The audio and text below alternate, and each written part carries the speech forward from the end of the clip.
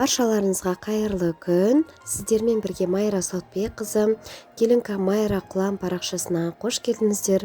Бүгінгі видеода осындай өте дәмді болып шығатын сладкая колбаса, яғни тәтті шоколадты шұжықтың жасалу жолымен бөлісетін боламын.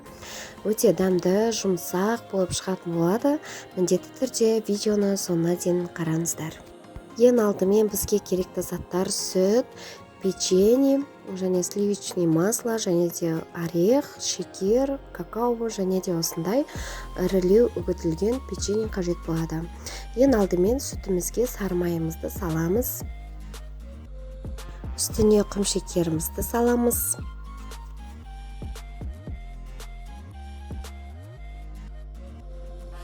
Оның үстіне какаомызды саламыз. Және де баяу отта осыларды ерітетін боламыз.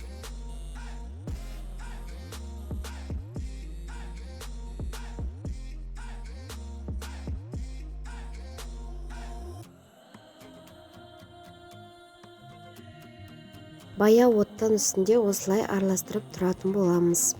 Және де біз печеньелерді біріктіретін боламыз. Блендердің көмегімен де үгітіп алуға болады. Және ұсақталып кесілген орех, және де үстіне осындай сиропымызды құятын боламыз. Және де жақсылап араластырамыз бір керкі болғанша.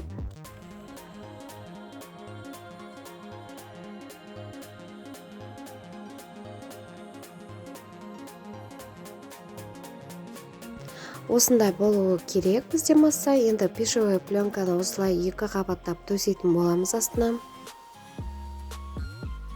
Дайын болған тестамызды пищевой пленканың ортасына осылай жайып шығамыз. Біз қазір колбаса секілді ораймыз, сондықтан формасын соған бірінші келтіріп аламыз.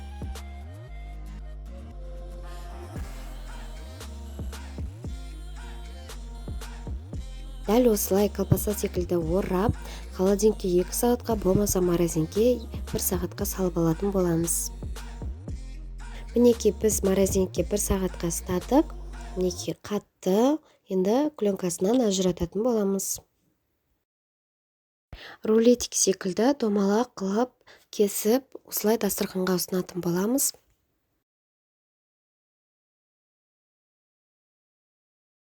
Мінекей біздің тәтті шоколадты шұжығымыз дайын болды. Өте дәмді, жұмсақ болып шықты. Ауызға салғанда еріп кететіндей болып тұр.